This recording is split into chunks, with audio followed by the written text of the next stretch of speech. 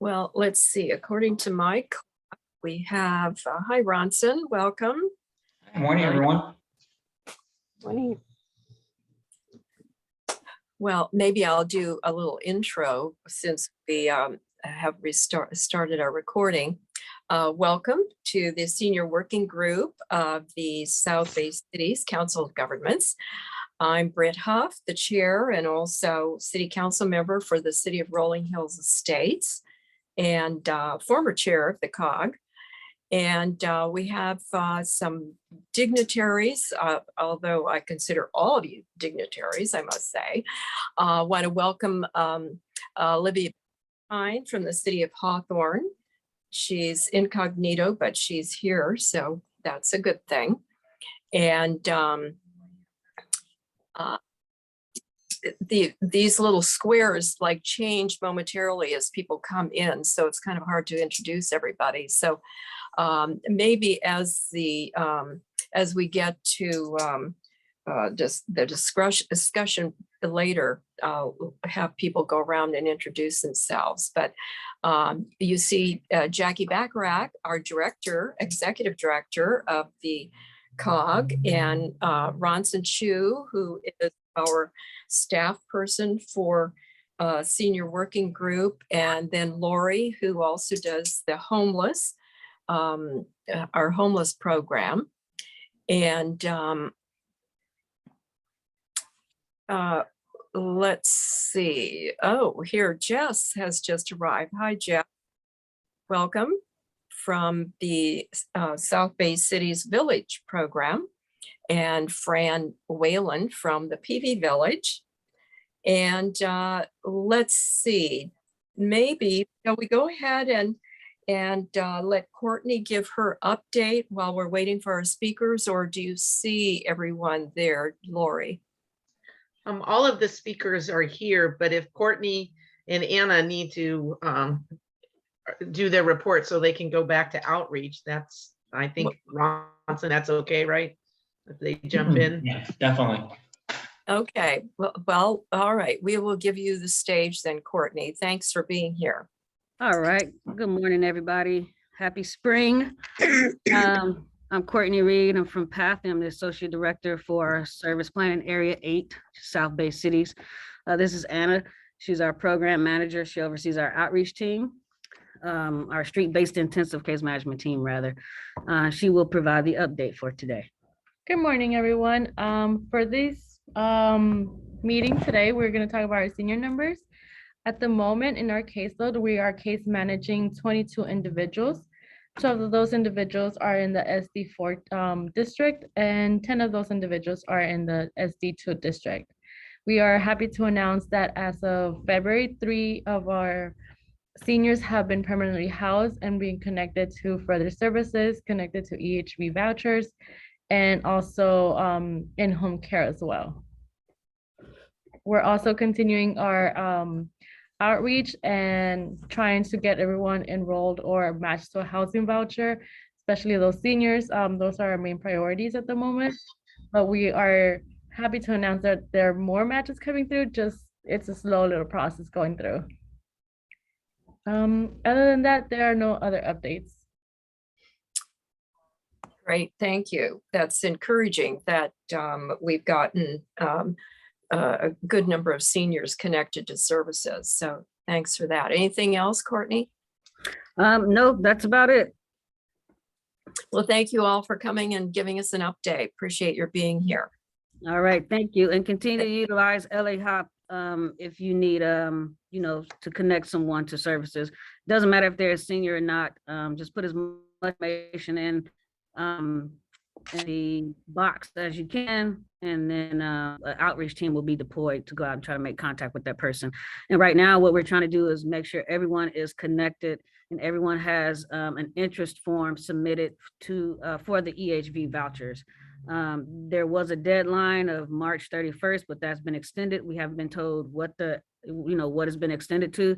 So we're still trying to, every person we encounter, submit their name for a voucher. So please continue to utilize the LA HOP portal. All right. Great. Thank you so much. All right. Thank y'all. Have a good one. Thank you. Well, great. Let's move to our first speaker then. I see that Susan is here. Thank you for joining us, Susan. Susan is the Director DeMorais. Is that how you say her name? DeMorais. Dip- Good morning. Okie. And she is the Director of the California Department of Aging. So very excited to have you here today. And hope that we learn a lot about what's happening at the state level. Thanks for being here. Oops, let's see. Good morning. Thank you, Britt. morning. Thank you for the invitation. I'm very happy to join you this morning. Thank you, Lori and Ronson, for the invitation and for helping prepare me. And hello to my colleague, Amanda Lawrence, who's the project director for the Master Plan for Aging. Amanda's on the call today as well. So I was asked to spend about 10 minutes and welcome to everyone. I'm sure we're here in Sacramento and it's a very nice day, and I'm sure where you are, it's an even better day as we have this little heat spell moving through our state this week. So I was asked to spend about 10 minutes talking about a few items and then leave time for question and answer. So that's Right. That's the plan that I've got here. And I did prepare a few slides for you. So I'm going to pull those up for you right now. And Did you want us to share it for you, or did you want to do that yourself? Yeah, that would be great, Lori. If you can do that, that'd be super. Thank you. Hey, Laura, I got it. Okay. So I am the director of the California Department of Aging. I took this role on November 1st when Governor Newsom appointed me to replace Kim McCoy-Wade, who was my predecessor, and she was instrumental to development of California's Master Plan for Aging. So we're going to talk just a little bit about the master plan and how that's a frame for everything that we do, not just at the California Department of Aging, but across health and human services. And as you just heard, inclusive of housing, transportation, disaster preparedness, and all other topics, parks that impact older adults, people with disabilities, and family caregivers. So we can move to the next slide. I know many of you are familiar already with the Master Plan for Aging. This was a multi-year stakeholder process that involved people from throughout our state working diligently as volunteers, and they produced and released a year ago, January, the official Master Plan for California, which is a 10-year blueprint for our state. And the stakeholders organized the work into 5 goal areas. And those goals, objectives, strategies were all endorsed by the Secretary of Health and Human Services, Dr. Mark Galley, as well as the governor. And the legislature. And this became our official roadmap for our state for the next decade. This January, we celebrated the 1-year anniversary. And the message that we conveyed in January and is still very pertinent today is we are just getting started. So I'm just delighted to be with you here today to talk a bit about where we go next. And for our Department of Aging, I can tell you, I was asked to share some of the priorities for our work. And I would say right now, goal number 4, which is caregiving that works. There are tremendous resources and initiatives dedicated to the direct care workforce right now and family caregiving. And that is an area where there's a lot of activity currently, a lot of funding, nearly $1 billion to support our direct care workforce in home care, people working in home supportive services, working in assisted living, nursing homes. And the governor added to that in his January budget to focus on social workers, registered nurses and LVNs, and community health workers. But I can assure you there is activity in all 5 goal areas and the 132 initiatives that mark our first 2 years of progress. Next slide. One of the first outcomes of the Master Plan for Aging was California joined AARP's network of age-friendly states. We were the 8th state to join this network and received this designation just under a year ago. But yeah, coming up on June will be the 1-year anniversary.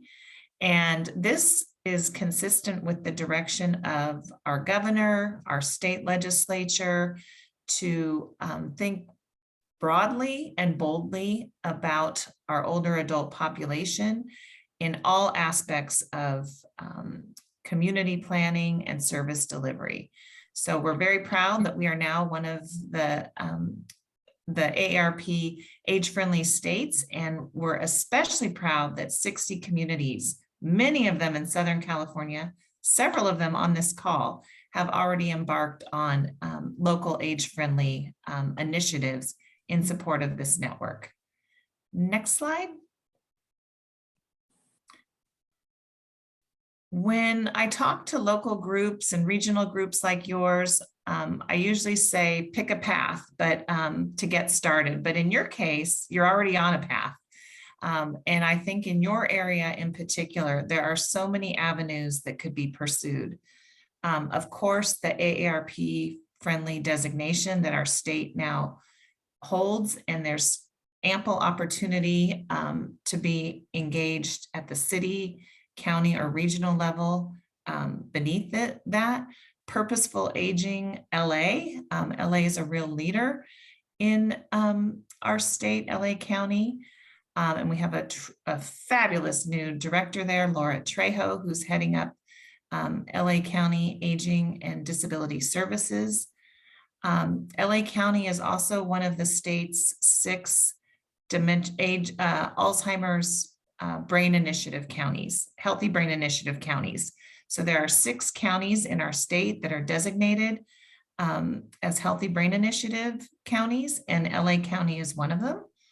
And then, of course, with the Master Plan for Aging, we have a local playbook that we encourage communities to pick up and run with, and that can take any shape or form that works for your community, your county, or your region. Some areas take a real comprehensive view and pick up pieces of the entire master plan.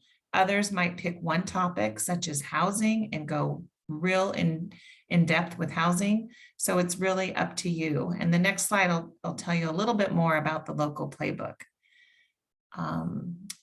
So and Amanda's with us too to answer questions, because she's really close to this work and has been guiding and leading it for about 18 months. So we invite you to follow these 7 steps and to work.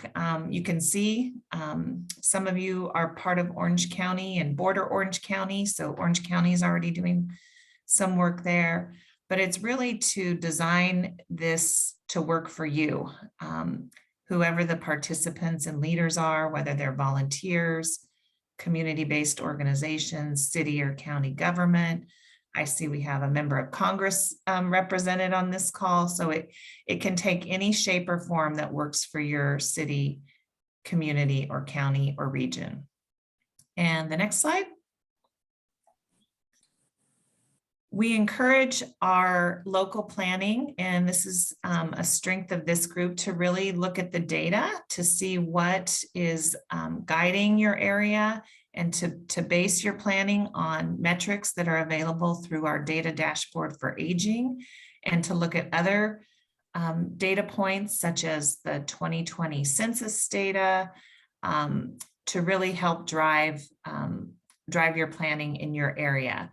And there are a lot of common data elements across our state in terms of, the aging of the population, the diversification of the population, but you will find, for instance, if you chose housing, you might find data fields that support your work in the housing space.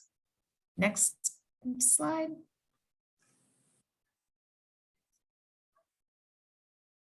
Great.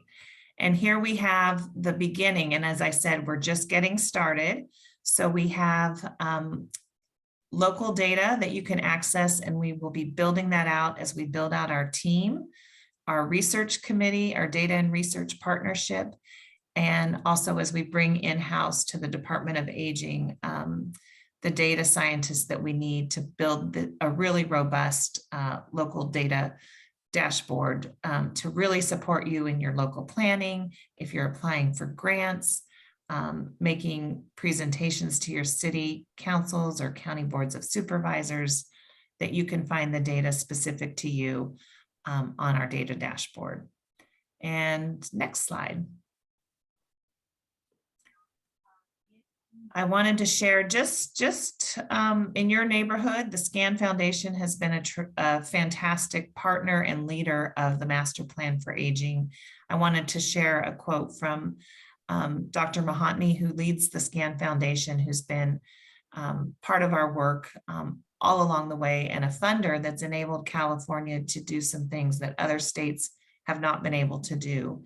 And this is a quote that we include because it's absolutely true. And it's played out with all of you who are taking the time this morning to gather on Zoom for this very reason. So we really appreciate everything that you're doing locally and everything you're going to do as a result of calls like today.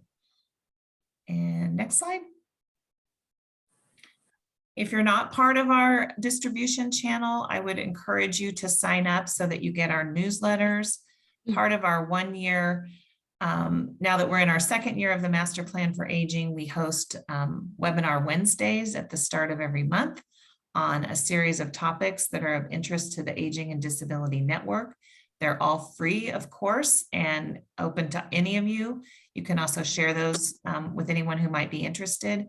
And we provide other updates through our newsletter. So we invite you to subscribe, and you'll get lots of information and ways to be involved through our newsletter. And that concludes the slide portion. Now I want to get to the best part, which is hearing from you and any questions or comments or observations that you have.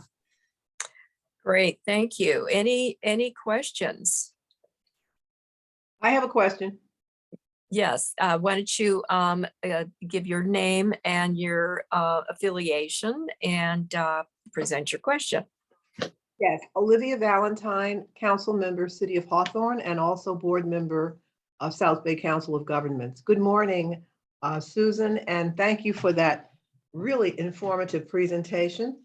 I wondered whether when you talked about goal 3, inclusion and equity, not isolation, many seniors have changed now in many cases, and I myself am an example. Many seniors do not retire as they did once before. And I didn't see anything here which specifically spoke to the fact that seniors need to be recognized for continuing in some cases to want to contribute to their communities. And in many cases, they feel the isolation you talk about in goal 3, because the younger population feels as though at some age, at some point, seniors, their life is over. They need to just step aside and let the young people run things. And I wanted to ask you to speak to that. Is that goal 3? Is that a part of your goal 3, inclusion and equity, not isolation? Because if not, I was going to suggest that you add another goal, because I think seniors who want to continue to contribute to their community should also be considered, and not just put aside as being no longer productive. Thank you. Thank you, council member. I could not agree with you more. And yes, that is the goal area. Our overall campaign is titled Together We Engage. And so combating isolation is multi-pronged. First and foremost, we're concerned about the effects of the pandemic and individuals who have been physically and socially isolated for a long period of time, whether in their homes or in residential settings. But what you describe is exactly why, we have a master plan for aging. And depending on the age that you choose, 55, 60, 65, we're talking about people over 30 and 40 years of a lifetime. And one of the big aims of the master plan was to show that, no two experiences are the same. And many individuals choose to work, want to work, and need to work to afford to live in California. Volunteerism, work, employment opportunities that are available through our area agencies on aging and our aging and disability resource connections. And when we talk about the workforce crisis that our state is in today, we absolutely need older workers who to either not retire or to come out of retirement to help meet the demands, in classrooms, nursing, a whole host of, jobs and professions, or to switch careers. So yes, under that, I'm going to tell you exactly which, Amanda just told me which goal it is. I think she put it in the chat. Did she put it in the chat? No, sorry, I messaged you. There we go. Strategy C in goal 3 is opportunities to work. Yes, so employment, part-time employment, encore employment, and also volunteerism are all ways to engage. Thank you. Amanda. Thank you. And thank you, Olivia, for that really excellent question, because, what we're finding more and more are that seniors who assumed that they could retire on, they're going to retire at 65 or maybe younger on Social Security, it just cannot live on that kind of an income. And, the need for people to be able to stay in their jobs longer or have supplemental jobs is so important. So I'm glad to see that is part of one of your strategies. Any other questions from our? I think in the chat there was a question from Marcel. If okay. there's consideration for, I guess, providing more support, maybe from the state to family caregivers for older adults. Thank you for that question, Marcel and Ronson. Absolutely. So when we talk about caregiving networks, we talk about paid and unpaid caregiving. And you all likely know that the vast majority of caregiving in our state, the majority of our long-term services and supports are delivered by unpaid, informal family and friend caregivers. So yes, there is recognition. There was funding in the current California budget. There were funding augmentations for family caregivers to support the caregiver resource network in our state. So all of you are served by a caregiver resource center. There was also additional caregiver funding provided to the Department of Aging. And then through our area agencies on aging, we receive Older Americans Act dollars specifically for family caregiving. And that has been augmented during the pandemic. So absolutely the support for family caregivers, whether it is respite care, so they can leave the home, or it's training, or it's care planning and legal supports and financial planning, all of those services are included in the master plan and a priority. Thank you. This is Marcel. Thank you for that. I appreciate it. The other question I posted on the chat room is, I'd love to see the categories of age expanded out. It's typical that we get surveys and it's like 65 and plus. And that whole group of 65 to 99 and plus is kind of grouped into one.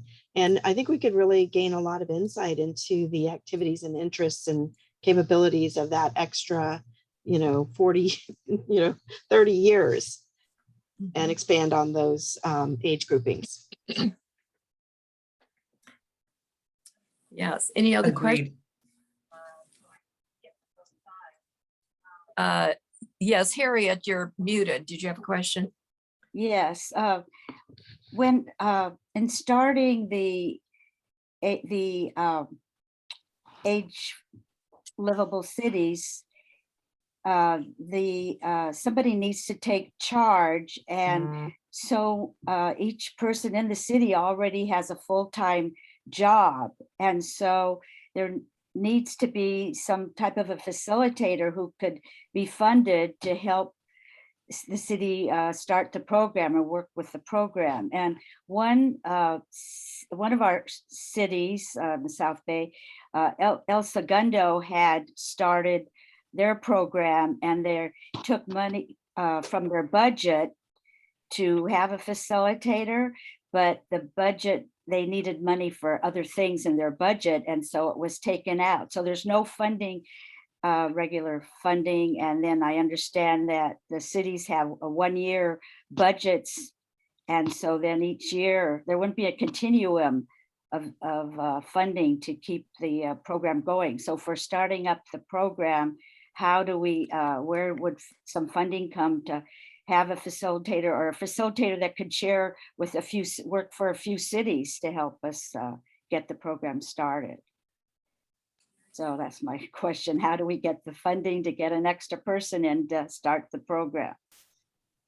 Harriet, you hit on a major theme that was carried throughout the master plan for aging, which was called leadership. And you know, there's bottom up and top down leadership. And you're exactly right that when something's not assigned to somebody and someone's not responsible for it, it's unlikely that it's going to happen. And we're very proud that in our state, the governor agreed to one of the recommendations in the master plan, which was to create a senior advisor on aging, disability, and Alzheimer's in the governor's office. And my predecessor, Kim McCoy-Wade, was named to that position. We're the only state in the country that has somebody sitting in the governor's office whose job every day is to think about older adults, people with disabilities, and people living with Alzheimer's and their family caregivers. So what you're describing is similar at the local level. And with people, you know, trying to do other jobs and to squeeze it in, it's very difficult, but it does happen in a lot of communities. I would say in your area, you're quite, you know, I would consider philanthropy as one option. You know, there might be a local community foundation that would support facilitation. Sometimes it's hard to get approval for a position in city or county government. A lot of hurdles to go through, but you might be able to get a consultant or a project manager or a facilitator that could be on a short-term basis that could then bridge toward a permanent position when the work is outlined and there's a work plan in place. And that's in effect what the master plan has done. The stakeholders showed the governor there was plenty of work to be done, and he agreed and appointed an advisor to do it. Thank you. Great, thank you. Anyone else?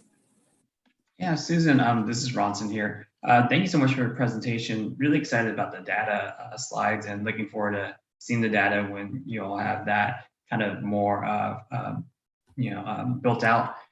My question is kind of similar to Harriet's. I was wondering on the examples you provided, Orange County or others, when they tackled their master plan for aging as a community, was it just maybe the senior services departments within each city got together and did it? Like, how did they organize, or was it a regional coordination effort by a regional coordinating entity, like you mentioned, maybe like a consultant they all hired?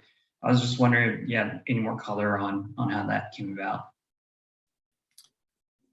Well, I can tell you one of the strengths of the Aging Network and one of the weaknesses is they're not all organized the same. So this is sort of an emerging area of focus. And at this point, it doesn't look the same in every community. It's really strength-based. And so it in some communities, the city council is very active and gung ho. In others, the county might be organized in such a way that they have adult and disability services, dedicated staffing and resources. Sometimes it's a hybrid, and sometimes it's an entirely private, community-based and nonprofit approach that pulls in local, state, and federal government leaders. So it's really looking at your own community and where the strengths lie, and identifying where there are gaps. So I would say, and then as you know, LA County is different from Orange County in terms of size and population and revenue and all of that. So there's a lot of variation. And yeah, I think in our own region in the South Bay, we as the COG, we love to be the organizing entity, bringing these different municipalities together. But like Garrett mentioned, there's just, we're not, like, even on this call, we're not funded by any entity. So I think looking at community foundations is a good idea. Maybe that's something we can look into. But yeah, I was just seeing if there's anything down the pipeline at the state level to maybe help regions like ours, structure ourselves more formally via some funding mechanism. One funding source that I could point to, and again, it varies, but the governor and the legislature have committed a lot of resources to our aging and disability resource connection networks. And we've expanded our ADRC sites around the state, where we now have about 30 counties represented. So that's a good system to plug into for local planning. Also, your local public health department might be doing some community health needs assessments. That's another approach to look at. And of course, the area agencies on aging cut across counties and might be a partner in that too. And they have an annual process to assess their local community needs, and they might choose to partner with you. Okay. Thank you. Any other questions? I might mention that one of the areas that we have seen a growing concern for, and kind of related to funding also, is the fact that we're very enthused about the support of caregivers, and that goal that you're building as a priority, mostly for paid caregivers. But what we're finding is that so many middle income and sometimes even upper middle income families are really suffering from having to, when their loved one gets to a point where they need in-home care in addition to the family that has been providing their care, they end up paying hundreds of thousands of dollars for the support in the last days or years of that person's life, and basically, spending their life savings on that. And that's a concern that I think would be helpful to pass on to the governor and the Secretary of Health and those people who are, making these funding decisions. It sounds like you're familiar with this and have heard it before, but we're just very concerned that these are the people that are kind of caught in the middle. They don't qualify for government support programs, but they don't really have enough in resources to provide. So what would be your what feelings on that?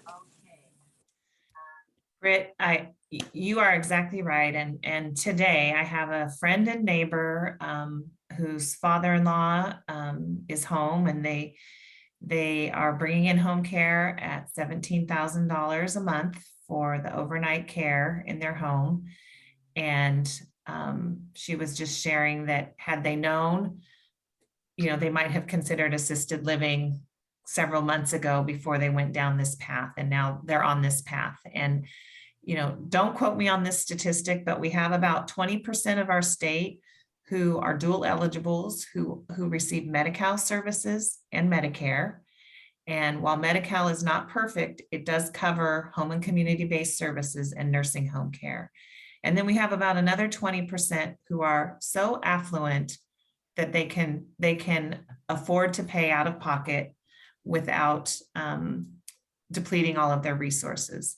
And that leaves about 60% who are the missing middle, who fall in between, who are not eligible for Medi-Cal, but it is a real burden to pay out of cost expenses.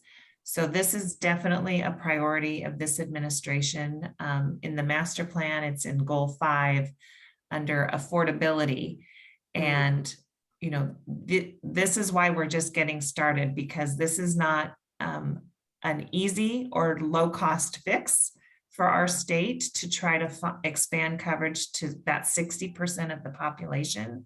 But there's commitment to do that and to look at ways that either Medi-Cal can be expanded to capture more people who are on the brink of qualifying for Medi-Cal, or where there might be something like a universal benefit that people receive, not full coverage for home and community-based services, but partial coverage to meet their needs when they need assistance with their activities of daily living. So this is something that's the state actually commissioned a study by the Milliman Group that does fantastic national work to examine the cost of creating a universal benefit. And it looked at, you know, if it was available to everyone, it would cost this much. If it was only available from 60 and above, if you needed help with 3 activities of daily living, it would cost this much. If it was 1 activity, and they did the actuarial analysis. So that was the first step, is to wrap our hands around what the cost might be, who might qualify, what services would be covered. So I can assure you that it's comes up, if not daily, absolutely weekly. It's being considered by the governor and the legislature. Well, that's very encouraging news, because I think a lot of people feel very discouraged about the state of things. So good. Well, we'll hope to hear more about that, the progress on that. You know, it'd be really nice to have you share a little bit of your background and how you got interested in this field and what you did before your current position. That's an easy one. So you know, it is an honor to serve as the director of the Department of Aging. And for me, it's, you know, just a dream job to hold this position, and a real privilege for me. Prior to joining the Department of Aging, I worked for about 10 years for the Alzheimer's Association. Oh. I was their California Government Affairs Director, based out of Sacramento, and I also covered Hawaii, Nevada, and Arizona. So in that role, I really identified very strongly and closely with individuals who are affected with dementia and their families. So I had a real strong consumer orientation, and my own family, my mom lived with Alzheimer's, and so it was very personal for me too. Before that, I worked for the University of California in health and clinical affairs. So I also bring a deep understanding of health policy, Medicare, Medi-Cal, hospitalizations as it relates to older adults. And then also, what we're doing to produce more doctors and nurses in our state to develop our health and clinical workforce, as well as the scientific and research that the UC system does. And then I started my career with Leading Age, which is a trade association that represents nonprofit senior housing, assisted living, and skilled nursing providers around the state. So I have that provider experience. I understand what it is to operate and, staff and run facilities. I also understand kind of the drivers around Medicare and Medi-Cal and how they really dictate a lot of our systems from the federal level. And then, you know, I bring that consumer perspective, and that's really my charge as the director, is to put the person at the center of our work and really think about, you know, I have a passion for system navigation. I see how hard it is for people to find their way to services and to know what's available to them and how to access and when to access. You know, we know people typically connect to services too late, you know, when they're in a crisis, and not preventive, you know, preemptively to know what resources are available. So that's something I really hope the Department of Aging can do over the next, you know, 5 to 10 years, is to really create that well-integrated, seamless system that's very consumer directed and consumer focused, so that the back end does all the, so you're not put through to 7 or 8 different people. And, you know, it all happens behind the scenes through, you know, information technology and web portals and phone systems and training, so that the experience is better for the end user. Wonderful. Gosh, what a great background. Just certainly gives you a sensitivity to people at all levels of this aging process. So, well, good. Ronson, do you see any other hands with questions, or? Lori has a question. Hi, thank you so much, Susan, for all this wonderful information. I'm just wondering what the relationship is with Laura Trejo coming on board for LA County for the Department of Aging. I guess we'll be asking her to present to us next, but I'm just wondering what the connection is, how you work with her office. I think it's sort of a newly developed department out of WEDAX, and I know they're going through some changes. So any tips or information you'd like to share on how we could work with their office? I think it's a great idea to invite her to a future meeting, and I can tell you, you are in such capable hands. She's a fantastic advocate for programs and services and older adults, and she will be such a force for change in her new role. And I know already she's, you know, asking good questions. How come and why? And have you ever? And so she's one of our 33 area agency on aging directors. So we meet with her monthly. I meet with her one-on-one, just met with her yesterday, in fact. And she's a real leader, not just in California, but nationwide. So you're very fortunate that the county elevated the position and chose Laura. She has a fantastic network, just a true commitment to diversity, equity, and inclusion, to really serve all of LA. And she's, you know, very well respected in the disability community as well. Great, thank you so much. Wonderful. Yes, we appreciate Laura so much. She's kind of come through the ranks with many of us, and we just really respect her background and qualifications. That's wonderful. Well, thank you so much for joining us. This has been very encouraging and a great update on what's happening at the state level. And thank you also to Amanda for being here. And we will hope to be staying in touch and being supportive in whatever way we can. Great. And likewise, if we can support you, let us know how. Wonderful. Thank you very much. Thank you all. Bye-bye. Thank you, Amanda. Okay, wonderful. Well, gosh, thank you, Lori and Ronson, for setting that up for us. I hope you all agree that was very informative and encouraging. Okay, so we've already heard from Courtney with the path update on our agenda. So let us move on to item 5. We have Dana Weinkauf who is the development manager with the American Cancer Society. And Ronson, did you want to do any further introduction before we turn it over to Dana?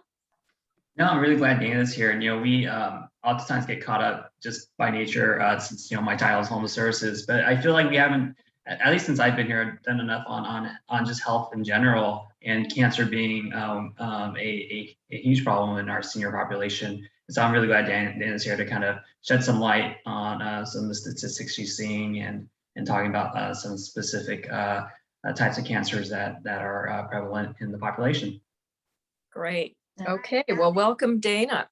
Thank you, everyone. So my name is Dan. I'm with the American Cancer Society, and I run the San Pedro Relay for Life and the Beach Cities Relay for Life, which are fundraisers in the South Bay to raise money for the American Cancer Society. And thank you so much for having me today. And I'm just going to go over kind of an overview of skin cancer. I don't have slides because it's not something anybody really wants to look at. So without further ado, I'm just going to go over some skin cancer facts with you.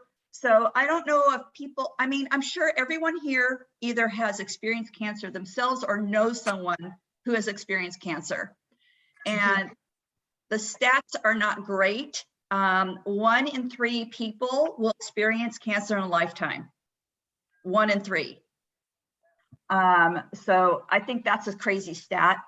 And skin cancer is the disease of the body, of course, the skin cells, and is the most common cancer. The good news about skin cancer is it's almost entirely preventable. A lot of other cancers, not so much, but this one is. And the biggest culprit, of course, is too much skin exposure. Mm-hmm. Is someone speaking? Everybody waited till last minute to share. Oh, we can hear you. Thank you. Yeah, I'll try to see who that person is and try and mute them. Okay. Yeah. Okay, so so you really need to have a balance between sun exposure, because you also want to consider your vitamin D levels. I'm not a doctor, so the American Cancer Society really suggests people get screenings at least every year. Because of COVID, a lot of people were not able to get screenings for cancer. But now we have, everyone's being able to go back to their doctors now. So we're very happy about that. So there are 3 types of skin cancer: basal cell, squamous cell carcinoma, and melanoma, which is the most serious and the one that most people know about. As I said, skin cancer is by far the most common type of cancer in the US. The number of skin cancers among people older than 50 has increased for many years. A lot of other cancers are going in decline, but skin cancer is up. But that's really basically because we're living longer and people are getting more exposure to the sun than they used to. And so what can you do to prevent skin cancer? You can, first of all, stay out of the sun, wear sunblock. Another thing that people are not aware of is that you can get skin cancer on your eyes. It's still considered skin cancer. So wearing sunglasses is very important. And I'm also guilty of never wearing my sunglasses when I should. I know better. I'm good about wearing sunblock, but not so much sunglasses. A couple things that people aren't aware of is that, yes, skin cancer is more prevalent as you get older, but younger people also can get skin cancer. Yeah, and then a flash, like a hyphen, and then South Bay, all one word, no spaces.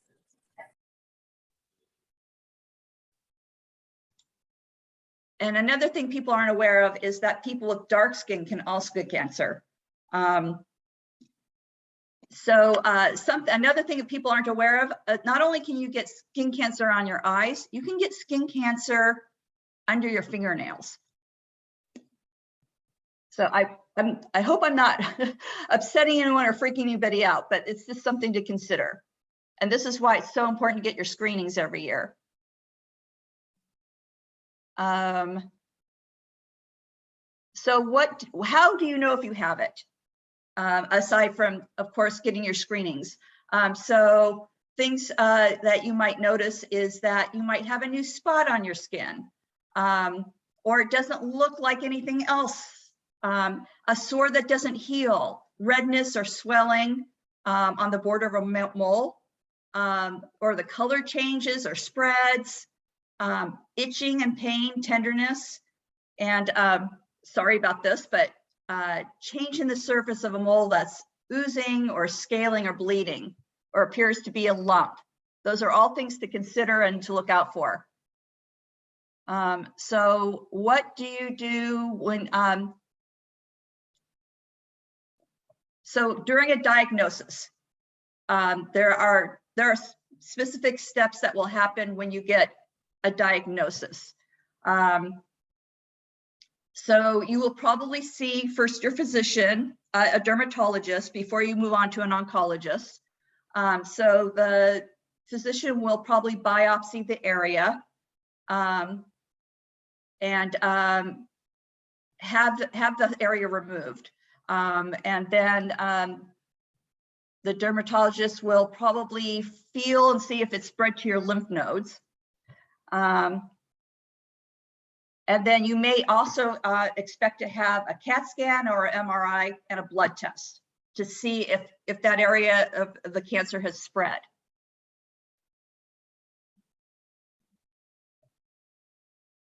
And so then the next step will be possibly surgery for further removal. That's a surgery that's usually able to be done not in the hospital. So that's good. But be very cautious because melanoma can spread very quickly. And so you may need a further treatment plan and have the lymph nodes removed as well.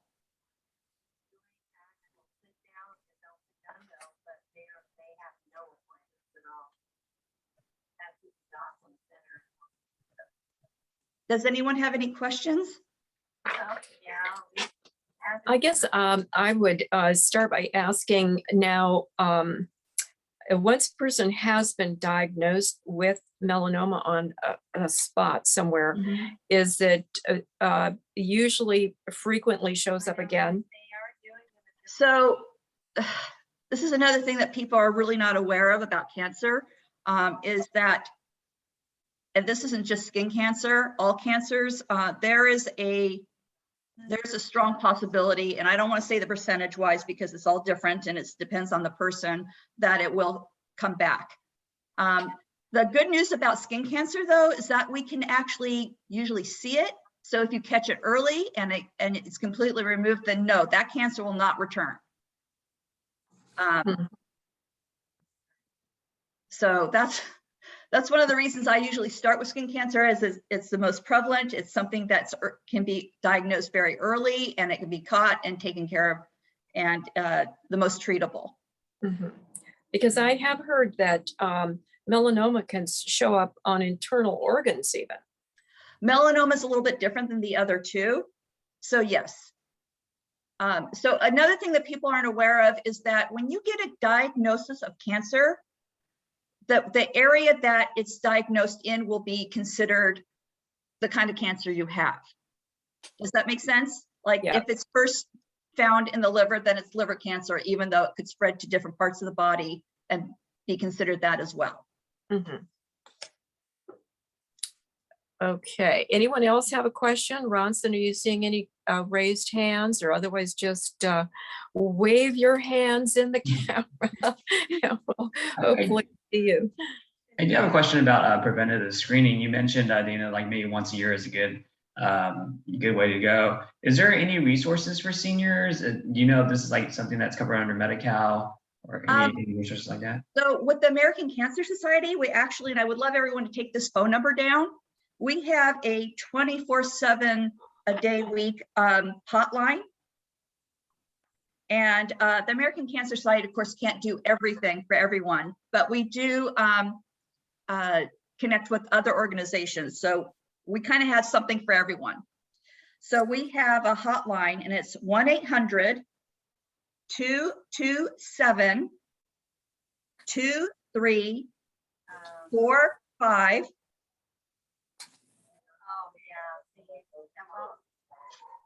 And so that's a great resource for anything.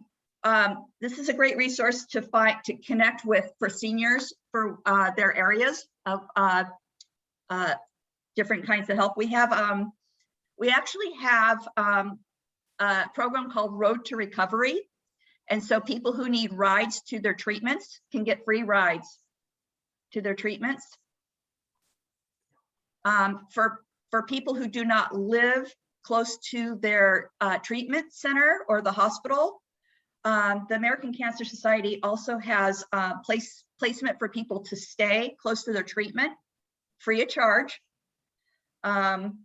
In California, we don't have a specific facility. We partner with hotels, and they give us free rooms. In other parts of the country, we actually have specific housing. So we have all kinds of resources. So that phone number is wonderful. We also have, of course, our website, but older people sometimes have a hard time navigating a website. So it's just easier for them to call this phone number. Dana, hi, this is Lori. Thank you so much for being here. Nice to finally meet you after all the phone calls. So 2 questions. One, for your screening, do you need to go to a dermatologist, or can your general doctor do that? And are there clinics for free skin cancer screening? I don't want to say specifically that there are free screenings, but there are a lot of free clinics that will have resources. So your physician, yes, would probably be the first to go to, and then they would probably recommend you see a dermatologist, unless you already have a primary dermatologist. But it's something that people really neglect. I mean, most of us get our physicals once a year, but we really need to also consider getting regular screenings for just overall our whole skin, and to see a dermatologist. So our general doctor does not necessarily do the skin cancer screening. They're going to send us to a dermatologist. They're going to do a general kind of look you over, but if there's something that's suspicious, you should see a dermatologist. Okay. Should absolutely see a dermatologist. And then from there, sadly, if it goes further, then you would need to have a team of doctors, which would include an oncologist. Okay, thank you. Okay, Harriet, I thought I saw your hand, and you're on mute. If somebody had prostate cancer and they had radiation and hormone therapy, if the PSA came back afterwards that there were not any cancer cells, does that mean that it would not come back again, or? That would mean that that person would be in remission, but that doesn't mean, I mean, unless they had, their prostate removed, it could come back. And that doesn't mean that didn't spread somewhere else and it's just being dormant. Could it be somewhere else if the first sign came from a PSA test? If it has spread, yes. But if the doctor says that it's in the area, I don't know if they know from the tests they've taken, all the scans and so forth. Okay. That would be more of a physician's call, but if the doctor says you're cancer-free, you're probably cancer-free for that time. That doesn't mean it can't come back. Mm-hmm. That doesn't mean that it hasn't spread and it hasn't been found. So I apologize for having to give such bad news, but we just need to be really diligent and on the lookout for any changes in our bodies. And this is, I mean, at least with skin cancer, you can kind of see it. usually, if it's the first two kinds of cancer. So like I said, if you see anything that looks different, just anything that looks different, please get a screening. Dana, Marcel put a comment in there that I was thinking about too, that it's hard with some insurance. They need you to have an issue that they don't necessarily want to do preventative. And you're encouraging everybody to do yearly screenings, whether they see something or not. So well, you should have a yearly screening for overall, like a physical. But the point is, if your insurance isn't going to cover it, how much is that going to cost? Okay, I have so this is just something that the American Cancer Society has lobbied for and poured a lot of money into regarding screenings. So it used to be that insurance companies would cover the first test, a colon cancer test, okay? So a lot of times that is, the first test is, as you all know, is just a sample. And so if something comes back with that sample that looks suspicious and your doctor suggests that you have a second screening, a colonoscopy, insurance companies were able to say, we already paid for one screening this year and that's going to be out of pocket for you. It's that test typically is around $1,500. Most people do not have an extra $1,500 to get a second test.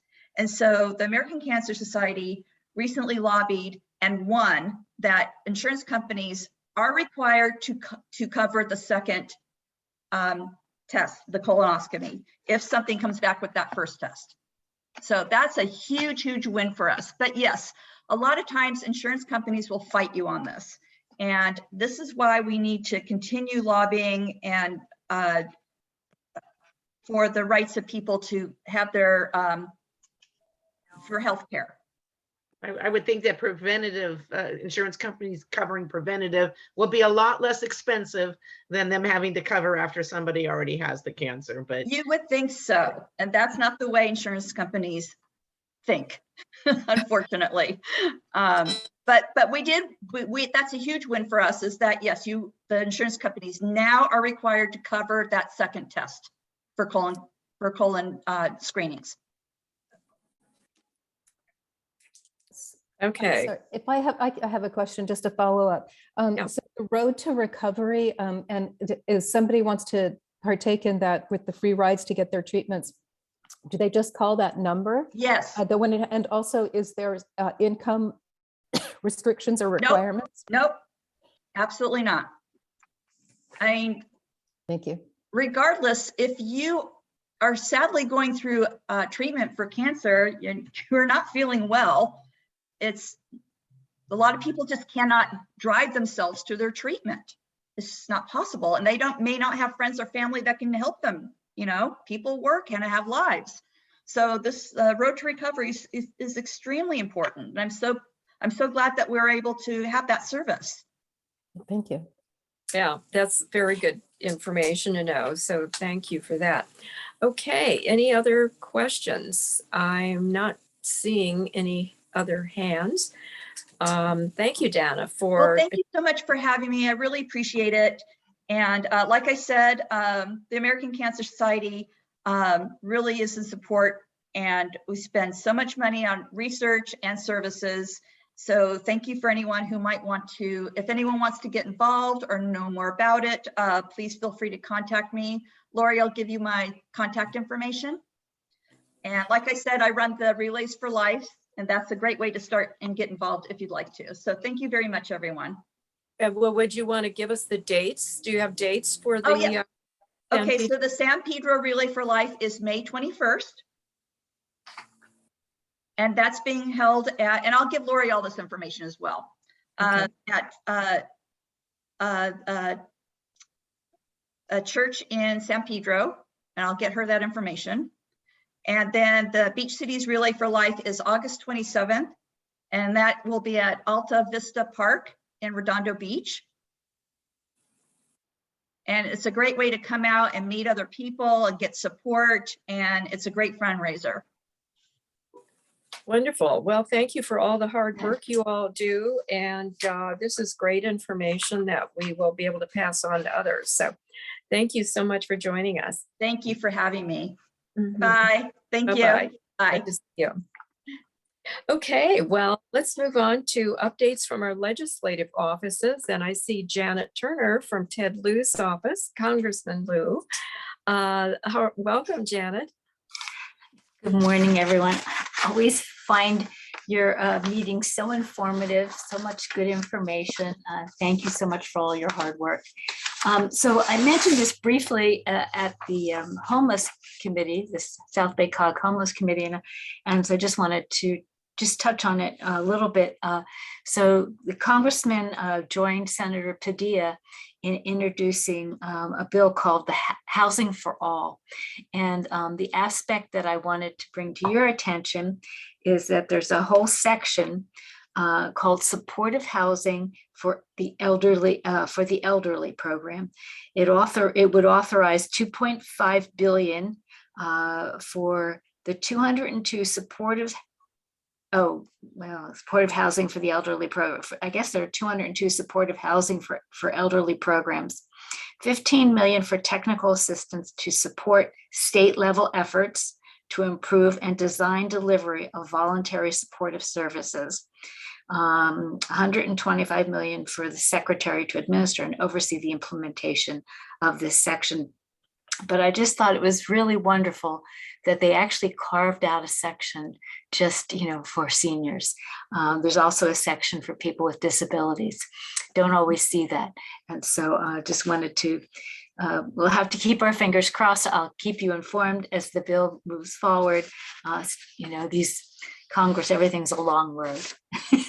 So we'll have to see what happens. But it'd be a great bill. It provides a lot of different options for addressing homelessness in many, many different ways. Thank you. Do you have a number on that bill? I don't have the number yet. Okay.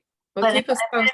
But if I really do have it somewhere, I'll forward it to you. Oh, well. I did want to tell you about a bill that the congressman is an original co-sponsor of that I think you'll be interested in. It's HR 5723, HR 5723. It's called Social Security 2100, a Sacred Trust. And so, so here are a few important things that it provides. It provides a Social Security benefit bump for current and new beneficiaries that is equivalent to about 2% of the average benefit. It repeals the WPE and GPO that penalize many public servants. Okay, it sets the new minimum benefit at 25% above the poverty line to ensure that the minimum benefit does not ever fall behind. It extends the depletion date when a 20% cut to benefits would have to occur in 2038. Social Security was slowly running out of money. This would address this by giving Congress more time to ensure long-term solvency, and it applies payroll tax to wage earners who make above $400,000. Right now, once you make $142,800, they no longer take your Social Security money out. So that would still be the case at $142,800. They would stop taking it out, but once you go over $400,000 in your payroll, it would start to be taken out again. And the congressman believes this would help make it solvent. And, we could trust it being there long past 2038, which will be here before we know it. So those I thought were the most important bills that he's working on to help our seniors. And of course, our office is always available to help you with any federal casework. If you're having Medicare, Social Security, even IRS, anything with a federal agency, of course, feel free to reach out to me. And I'm always open to hearing your ideas on how the federal government can better address and help our seniors. Thanks so much. Wonderful. Any questions for Janet? Yeah, I mean, I'll always just thank you, Janet, for those updates. Just let us know also as a COG and as a group here what we can do to support these initiatives. If there's any committees looking into these, we can write letters of support or whatever we can do. Just let us know. I will. Thank you so much. Well, and on the HR 5723 that removes the WPE GPO penalties. So that is related to the government workers, basically, I guess, that are penalized for some reason. I never could quite understand that, why they had this penalty because they worked for the government. It's kind of complicated, and so I don't really understand it all myself. But I have received many calls from government workers who were shocked to find out that their Social Security was being dinged. So I'm glad he's interested in addressing that, because when you're a senior, you need every dollar you can get. Exactly. Yeah, that's well, a good idea. And I have a question. And certainly when you talk about government employees, for example, my husband was 40 years with the fire service, early enough to where they weren't taking out Social Security, so he didn't have credits when he retired at 65, and his city insurance expires at 65, thinking he's going to get Medicare. So he falls in that loop or that crack of not being eligible for Medicare. And insurance services. So hopefully I think that was addressed with, I think in the 80s or 90s, they started mandating that Social Security tax be taken out for that purpose. But we've got a generation of individuals, or two generations, that are kind of stuck. Mm-hmm. Yeah. Thank you for bringing that to my attention. Yeah. Thank you, Marcella. Any other questions? Okay, thanks so much, Janet. And let's see, do we have any other reps from, I don't see anyone. Do you see anyone, Ronson? Okay. Well, all right. So we are going to move on and get an update from our executive director of the COG, Jackie Backrack. Well, this is a big week for us. For those of you that have been around for a while, we're now Thursday going to have our 22nd General Assembly, and it is a big deal. We get about 350 people, and this year, and it's free because we have a lot of sponsors. This year's General Assembly, and there's a lot of new people. So this year's General Assembly is going to be the first we've ever had where it's completely private sector speakers.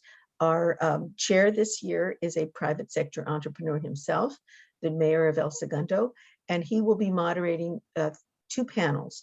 One is on community of innovation with some young entrepreneurs that will talk about the startups that they're working on. They're all in the South Bay. And then the second panel will be focusing on aerospace and what that means to the South Bay and the kinds of things that are going on in aerospace, including people that are studying manufacturing in space and some other really interesting ideas. So then we'll have lunch. We're going to have our photo contest winners, and we're asking our audience to vote on the photo contest. We got 151 people that submitted photos for our very first Why I Love the South Bay photo contest.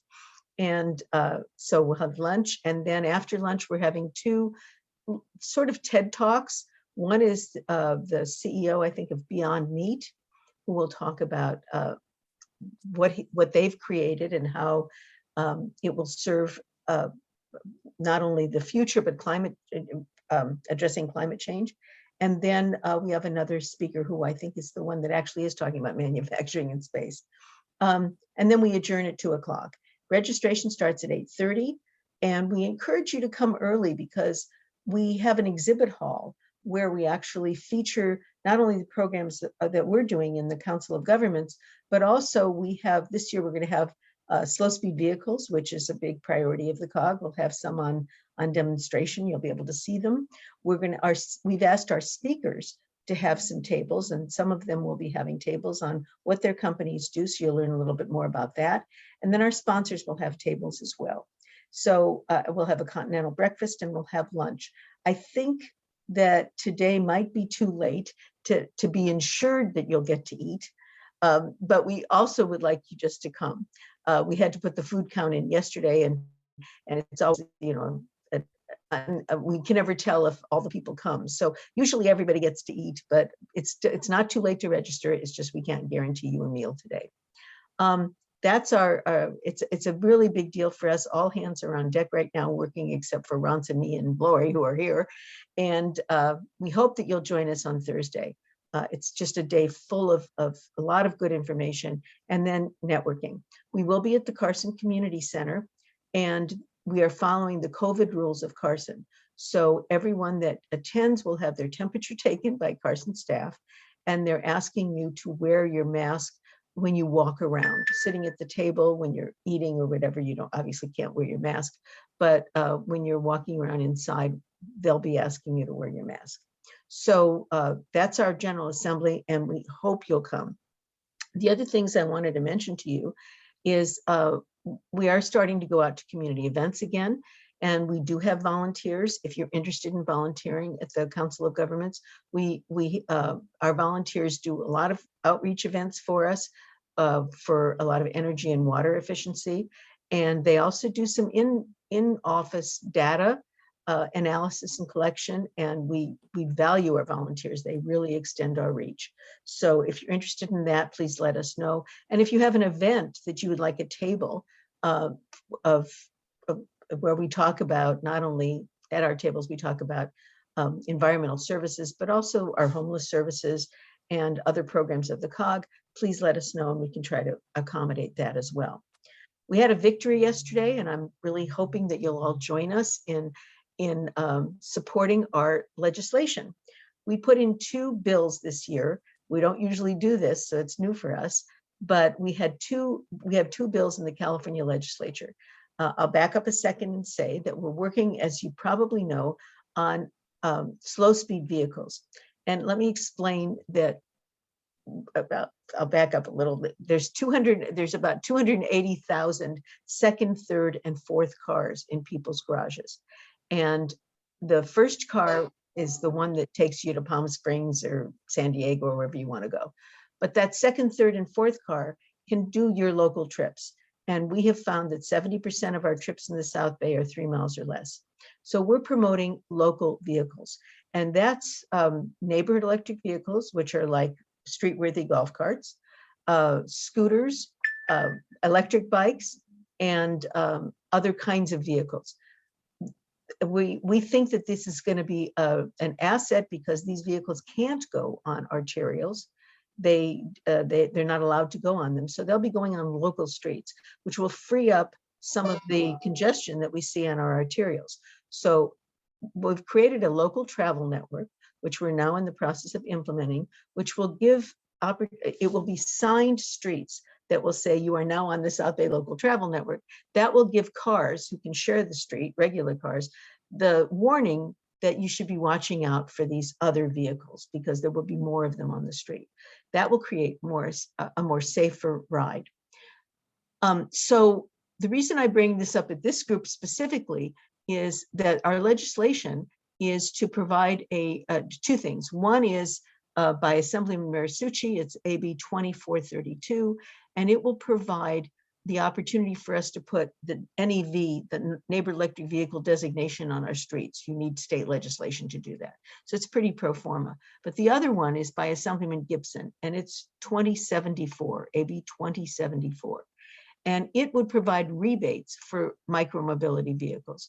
It would say that if you want to buy a neighborhood electric vehicle or even a scooter or something, you would get 30% rebate up to $3,000.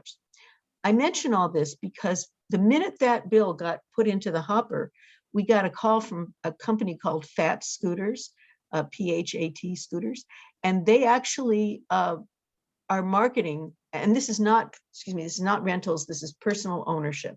They are marketing to seniors, for example, because the fat in the fat scooters is they have a wider seat, they have wider wheels, and it's a lot safer for seniors.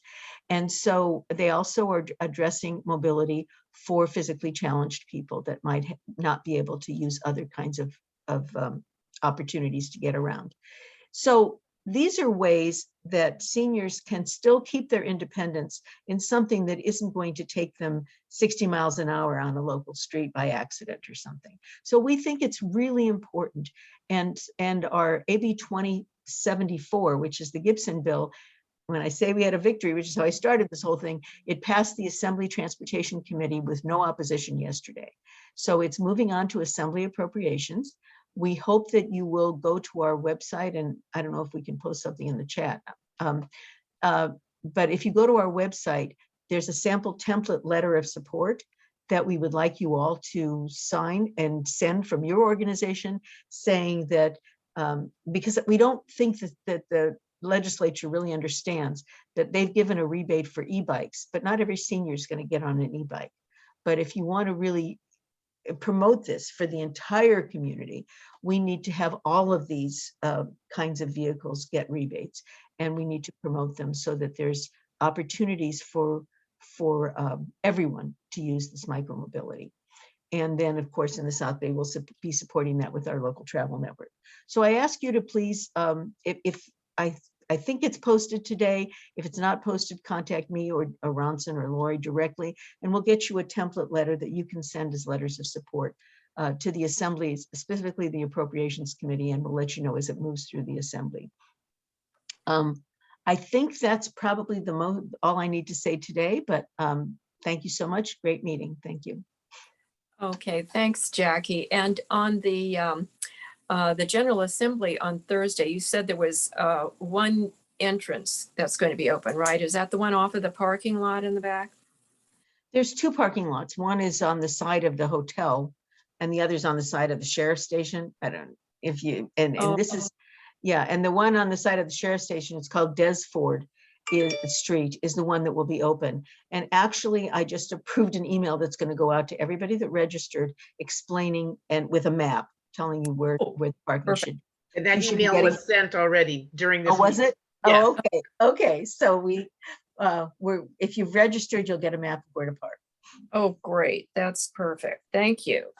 And now, am I right, Jackie, that you coordinated all 22 of those General Assemblies? Yes. There you go. That's amazing. Thank you for all of your hard work. And I put the link in the chat for the advocacy if you want to submit a letter. Thank you so much, Ronson. Thank you. Okay, well, so we'll move down to our round robin member discussion update, which I'm going to pass over to Ronson. I did want to introduce, we have another council person, Bill Uphuff from Lomita is with us this morning. He may be on incognito along with Olivia, but from Hawthorne, but welcome. And so I wanted to take the opportunity to introduce one of my city's staff, Rosa Pinuelas. Welcome. She is our new community services supervisor. So good to have you. So, okay, Ronson, and maybe people can introduce themselves and tell a little bit about what's happening with them. Yeah, I have like two updates. One that might actually affect Emily at Beach City's Health District. But first, Thomas, I don't know if you're still on, but do you want to just mention really quickly what you're doing with age-friendly cities? Yeah. You wanted me to talk about that, Ronson? Yeah. I don't know. I'm sorry, I put you on the spot. But no, that's okay. And I may not be the best person. I think my director, Melissa, would probably be the better person to talk a little bit more about what we're doing. But I'm more than happy to come next time a little bit more prepared with the presentation. Oh, yeah, no, I just was going to say, just let people, also Thomas, actually for Emily, I wanted to talk to you. I just want to do an announcement really quick about what we're doing with like mobile behavioral health vans. But Thomas at Inglewood was doing something with age-friendly cities, and just wanted to see if he wanted to say anything about that. Oh, well, yeah. Hi, good morning, everyone. Is it still morning? Yes, good morning. Can you hear me? Yes. Yes, thank So, you. yeah, I was talking to Ronson yesterday. We were applying for the AARP grant challenge, and they've asked us whether, you know, we are part of the age-friendly cities, and we haven't done anything. All we done was fill out the application form, and there was a letter that was supposed to be written from the mayor and signed, and that's where we left off. We've never went back after that, and I think that was with Jackie when Jackie was there. And then, but I mean, I think Harriet brought a good question earlier, and I didn't want to jump on that because basically it was addressed is that I think everybody's so busy, and this is a very big task. So if we can have someone or some entity or some consultant help with that, because it is a very, very good program, and I think we should follow through. We haven't done anything. I think Jackie mentioned earlier that the city of was that El Segundo that you said they completed? Yeah, El Segundo was looking at doing it, but yeah, they were having difficulty. So I mean, basically, we were at the very early stage where we filled out the application form, and we've got an approval from the mayor, you know, to go ahead and move forward. But we really didn't went beyond that. So I would love to see, you know, if there is a committee or if there is a consultant or if there is any, because it's just, you know, overwhelming for someone like me to focus on that project. So I look forward to working with my partners here on the South Bay cities. Thomas, what program did you apply to the AARP challenge, which I understand you don't actually have to be an age-friendly city to qualify for that grant, but I'm just curious, what did you apply for? Well, yeah, thanks for asking. The due date is today, by the way, for the AARP challenge. I just said that the application for age friendly is pending, so I won't get denied because of that. But what we applied was two things. One was in one of our parks, which is very close to us now. It's about like maybe 3 minutes from here. We want to have seating and shade, and also we want to hopefully once everybody is back, we want to do cooking classes there and just have seniors, even though they don't want to go from this beautiful center that we have, just go outdoor and have a day over there. Usually, if we're using the center here for something, we try to serve at the park, but we want to make it look nice. So that was one of the proposals that we have. And the second proposal is in our senior center, on the Queen side, we have the ADA accessible curb, but on the Locust side, we don't have it.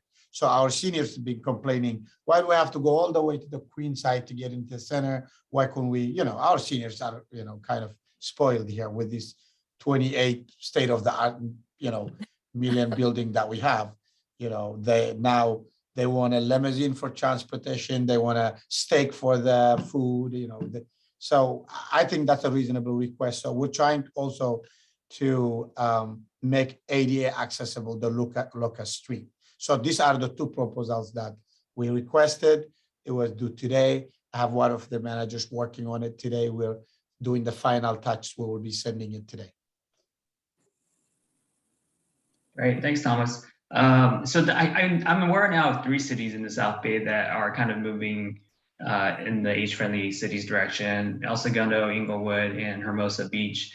So yeah, I mean, it does seem like we have a few cities that are interested in this. So hopefully we can continue to look for and find you know, funding resources for these initiatives. A few cities have also participated in the successful aging program through the Milken Institute. So, you know, that was sort of a first step. And I think, Jackie, weren't we at one point considering the possibility of the COG working with our South Bay cities to help them through this process if we could get some funding for it? Right, we met, at one point we met with Kaiser, for example, and asked for a community grant. We need funding to help work with our cities. If anybody has an idea, we would love to do that. Mhm. Oh, and before we go on, I forgot, and Fran Whalen had an announcement she wanted to make from the PV Village. Oh, hi, good morning. Yes, the PVP Village, which has been in existence for about 6 years, is seeking a new full-time executive director, full-time or part-time. And we were looking for management experience, especially with nonprofits, and executive leadership, working with a volunteer board of directors and volunteers and members. And also someone who enjoys community relations, being involved in the community. And we hope for fundraising experience. And they will be managing the office, the member and volunteer databases.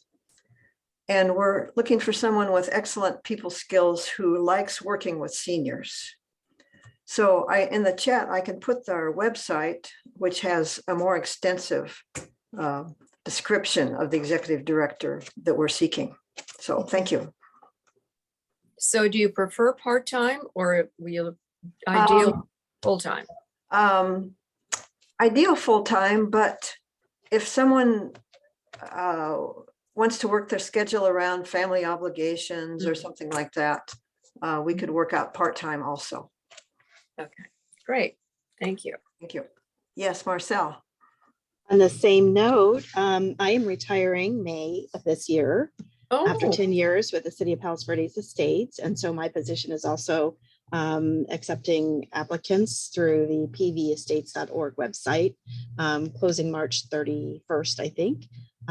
So it's a kind of a unique position in that it's serves as the community liaison or the community relations officer for the police department, and then also as the emergency services coordinator for the city.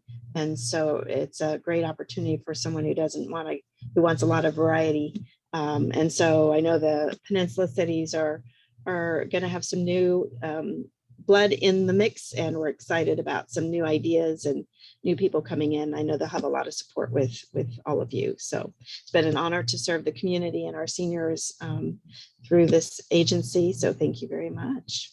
Wow, congratulations. We're very pleased for you, sad for us. It's just been great working with you over the years and all the hard work you've done. Helping the seniors in PV Estates, and certainly been a role model for our other cities in terms of senior programs. So good luck and thank you very much.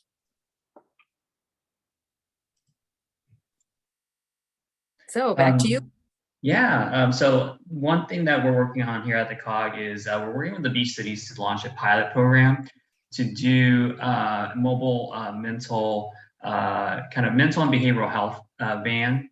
And this is part of the 988 initiative where 911 calls are going to be diverted to these non-law enforcement mobile teams that will help with, say, welfare checks, domestic disputes, homelessness, mental health disorders on the street. So things of that nature. And so right now we're in the process of looking for potential providers that could maybe help with this. And Emily at Beach Cities, I was gonna maybe talk to you folks to see if you guys have any ideas or maybe even interested in partnering.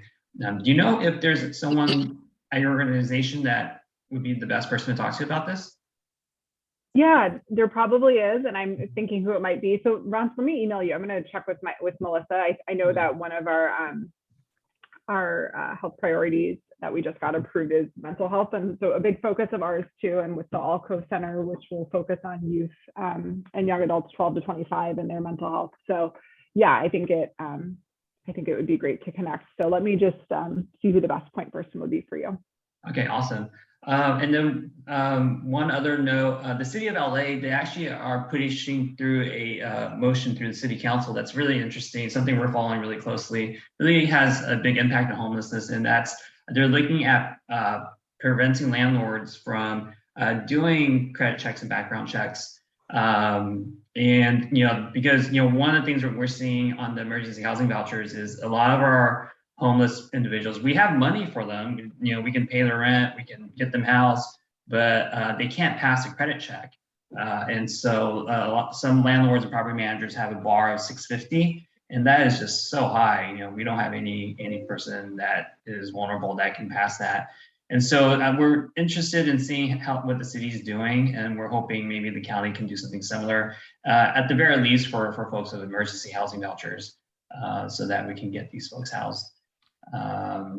This is also, and I also want to add, this is also kind of a racial equity issue that we're seeing too.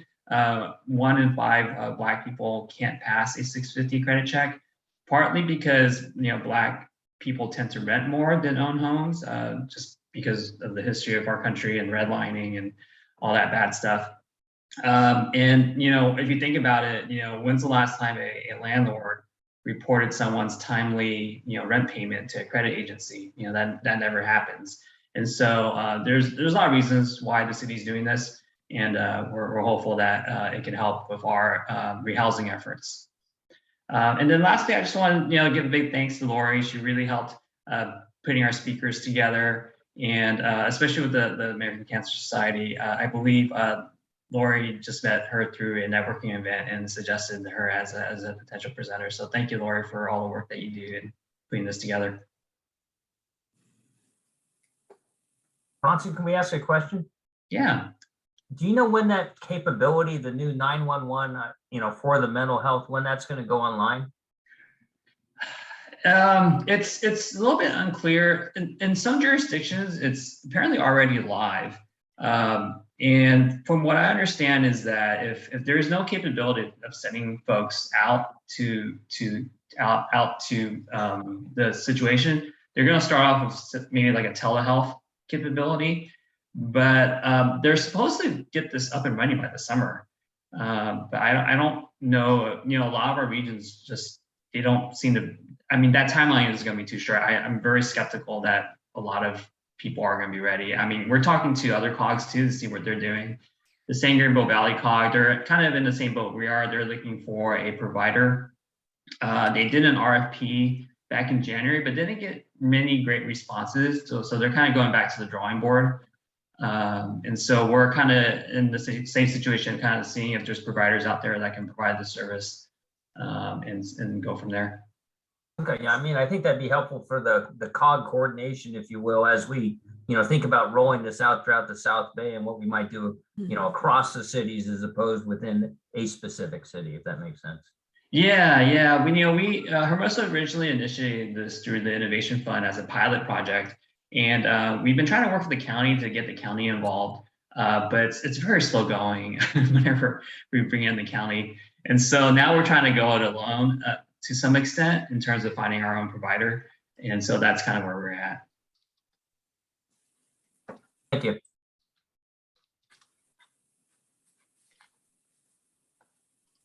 Okay.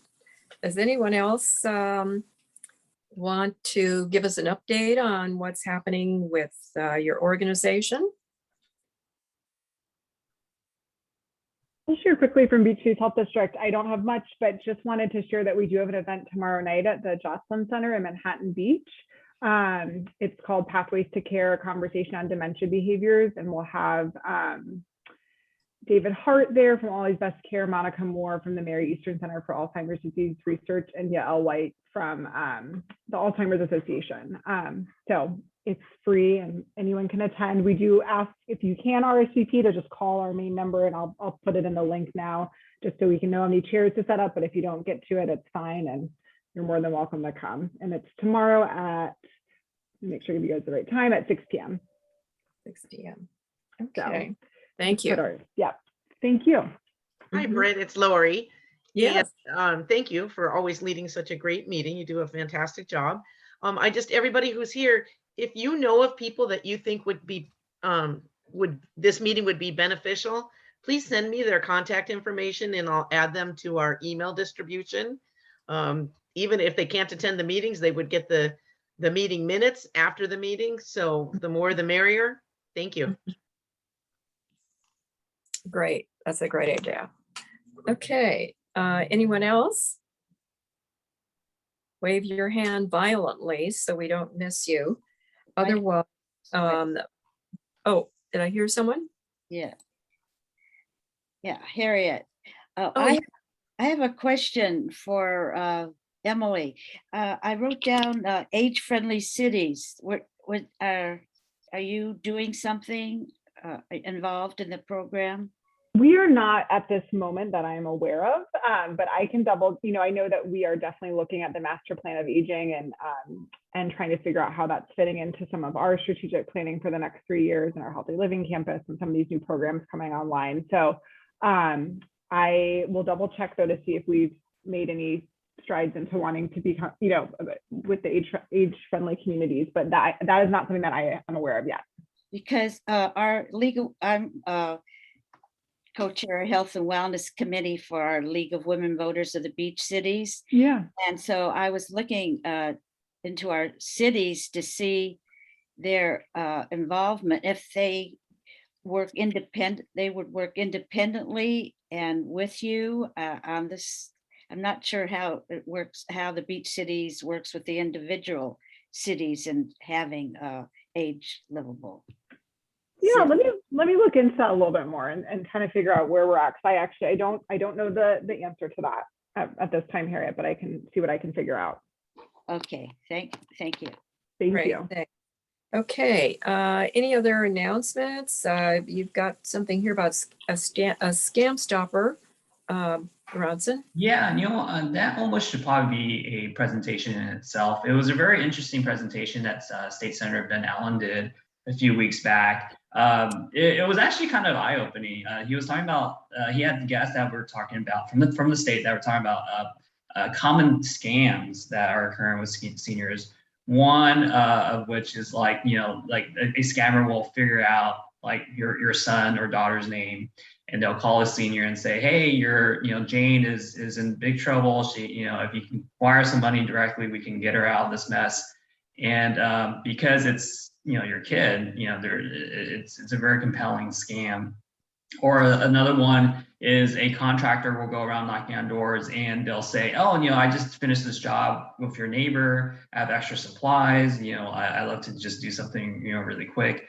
And that's kind of how they get their foot in the door with that person. And so it was actually really interesting.